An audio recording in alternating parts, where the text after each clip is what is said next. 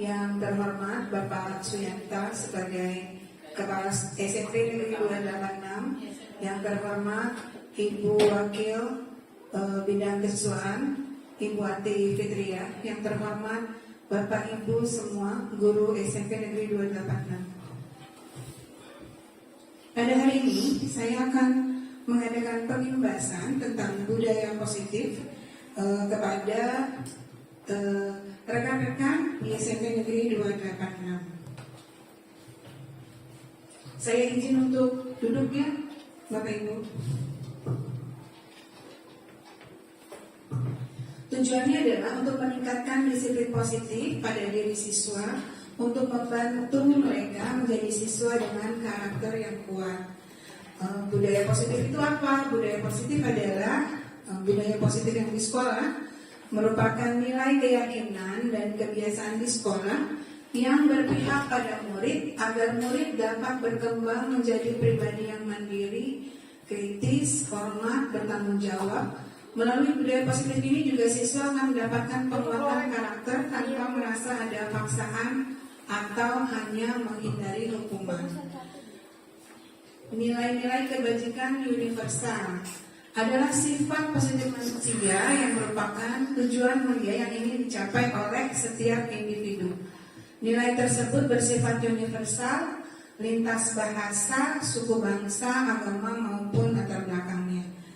Teori ini digulirkan oleh Dr. William Glasser pada tahun 1984. Kemudian dikuatkan juga oleh Diana Gowson pada tahun 1998.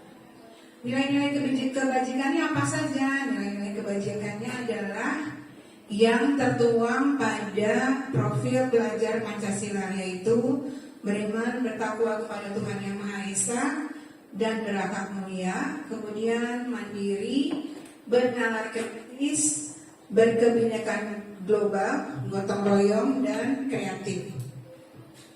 Selain itu Bapak dan Ibu, kita juga mengenal ada teori motivasi, hukuman, penghargaan, dan restitusi. Kita mulai dari teori motivasi perilaku manusia.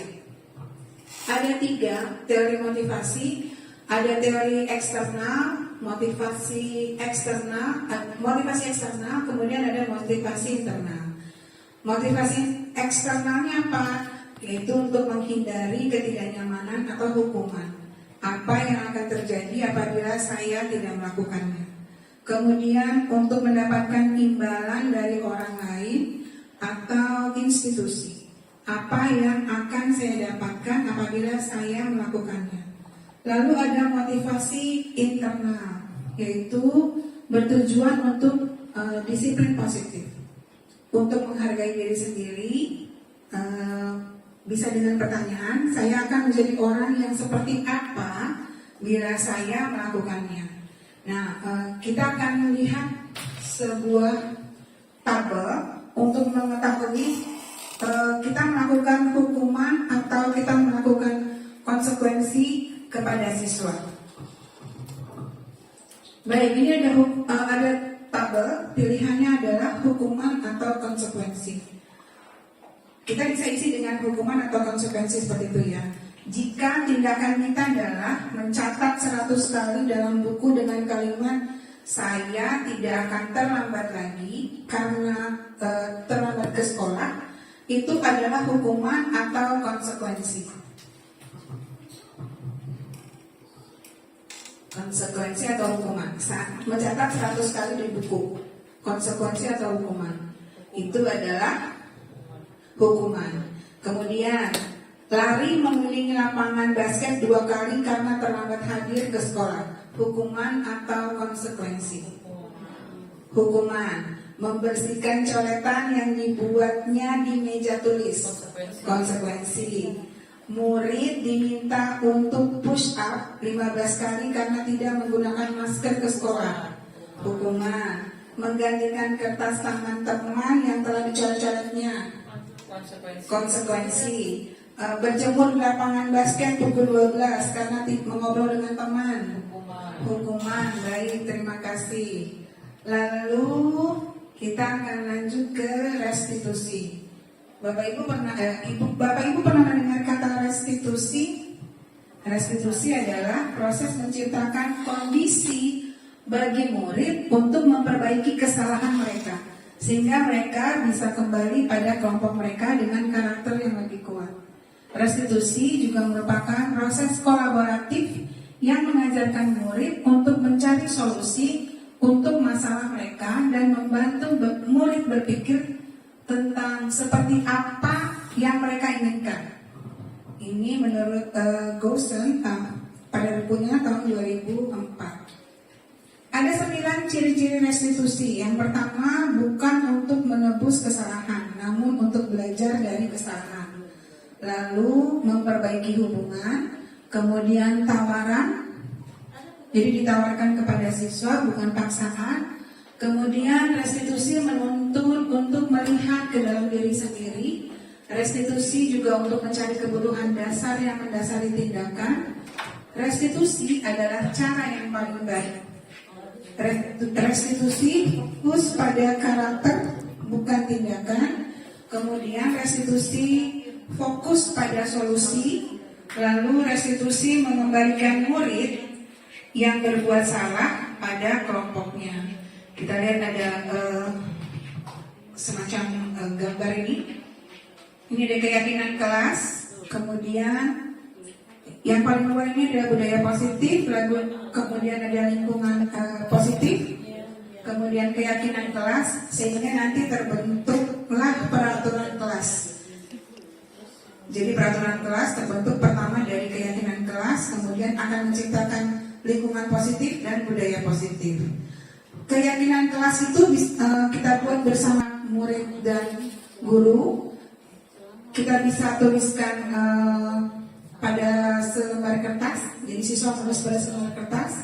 Kemudian akan kita kumpulkan sama-sama menjadi keyakinan kelas. Ada tabel Bapak dan Ibu. Ini ada peraturan dan keyakinan kelas. Peraturannya selalu kembalikan buku pada tempatnya. Keyakinan kelasnya adalah melatih siswa untuk bertanggung jawab. Kemudian peraturannya ada dilarang mengganggu orang lain. Keyakinan kelasnya kita bisa buat menjadi menghormati orang lain. Kemudian ada hadir di sekolah 15 menit sebelum pembelajaran dimulai. Keyakinan kelasnya, kalimatnya bisa kita buat menjadi menghormati orang lain dan berkomitmen. Kemudian dilarang melakukan kekerasan. Keyakinan kelasnya kita bisa buat menjadi keselamatan dan menghormati orang lain. Begitu seterusnya, sampai jangan berlari di kelas atau di koridor. Keyakinan kelasnya kita bisa buat menjadi keselamatan dan keamanan. Nah, keyakinan kelas ini nanti kita buat bersama-sama, kemudian kita tempel di kelas, sehingga apabila siswa melanggar, kita bisa ajukan keyakinan kelas yang telah mereka buat tadi kepada siswa yang melanggar. Baik, Bapak Ibu, saya lanjut dengan kebutuhan dasar manusia. Kebutuhan dasar manusia itu ada 5. Ada penguasaan, kemudian kasih sayang dan rasa diterima, ada kebebasan, kesenangan, dan yang paling penting adalah bertahan hidup. Jadi untuk bertahan hidup itu kita perlu apa aja? Bertahan hidup itu kita butuh penguasaan, kita butuh kasih sayang dan rasa diterima, kita butuh kebebasan, kita juga butuh kesenangan. Untuk guru itu punya 5 posisi kontrol. Posisi kontrol guru itu ada sebagai posisi penghukum, kemudian posisi pembuat merasa bersalah, lalu ada posisi teman, posisi pemantau atau monitor, dan yang terakhir adalah posisi manajer. Posisi guru sebagai penghukum seperti apa? Posisi guru sebagai penghukum adalah guru yang berbicara dengan nada tinggi, menghardik, dan hukuman dapat berupa fisik ataupun psikis. Dampaknya pada murid akan memberontak, bahkan menyimpan dendam, tidak menyukai guru atau mata pelajaran yang diambil. Kemudian ada posisi pembuat merasa bersalah, yang berbicara dengan nada tenang, cenderung lembut, namun kata-katanya menyalahkan murid. menyatakan kesalahan ada pada pihak murid, dan membuat guru merasa jadi orang yang sangat menderita. Dampaknya, murid merasa bersalah, rendah diri, dan menarik diri dari lingkungan. Kemudian ada juga posisi sebagai teman. Bicaranya ramah, cenderung bersenda gurau, agar suasana tetap santai, murid merasa senang, aman, akrab dengan guru. Identitas yang tercipta adalah identitas sukses atau berhasil. Dampaknya, murid hanya akan bergantung kepada satu orang guru saja. Tidak mandiri, tidak bisa berpikir untuk dirinya sendiri, dan dia hanya bisa berlaku baik pada orang-orang tertentu. Kemudian ada juga posisi sebagai pemantau atau monitor. Bicaranya nadanya datar, tidak emosional, tidak bersenda gurau, tidak mengeluarkan suara tinggi, mengarahkan murid berdasarkan peraturan dan konsekuensi. Bahasa tubuh dan ekspresinya cenderung formal. Dampaknya, murid tidak mandiri sepenuhnya, dan murid juga tidak memahami nilai kebajikan seutuhnya. Posisi yang paling baik adalah posisi manajer, karena bicaranya tidak emosional, tidak terlalu ramah, dan tidak bernada tinggi, mengajukan pertanyaan bermakna untuk membuka pemikiran siswa, membimbing siswa memecahkan masalahnya secara mandiri. Dampaknya, murid dapat refleksi atas tindakannya, kemudian belajar dari kesalahannya, dan mencari solusi untuk menyelesaikannya. Nah, ini Diana Gowson, Bapak Ibu, yang menciptakan segitiga restitusi. Jadi Diana Gowson pada bukunya Restitution, Restructuring School Discipline telah merancang sebuah tahapan untuk memudahkan para guru dan orang tua untuk melakukan proses menyiapkan anak untuk melakukan atau melaksanakan restitusi. Bernama segitiga restitusi. Jadi kalau pernah dengar kata segitiga restitusi, dicetuskan oleh Diana Gowson. Segitiga restitusi ini kita pergunakan untuk menyelesaikan masalah dengan siswa. Segitiga restitusi itu terdapat 3 bagian. Ada validasi tindakan yang pertama, untuk menstabilkan identitas, kemudian validasi tindakan yang salah, dan menyampaikan keyakinan. Menstabilkan identitas itu seperti apa? Setiap orang pasti pernah melakukan kesalahan.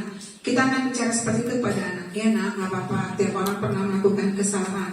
Itu termasuk tindakan menstabilkan identitas.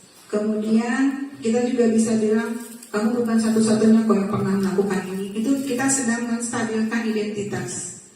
Kalau misalnya kita bilang, kamu tentunya punya alasan kenapa kamu melakukan itu kita sedang validasi tindakan yang salah.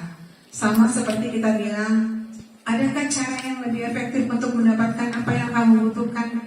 Nah, itu kita sedang memvalidasi tindakan yang salah.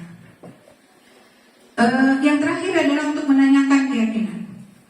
Keyakinan kelas apa yang telah kamu langgar tadi? Kita kan tadi sudah buat keyakinan kelas sama-sama. Kita bisa tanyakan ke anak, keyakinan kelas apa tadi yang sudah kamu langgar gitu ya.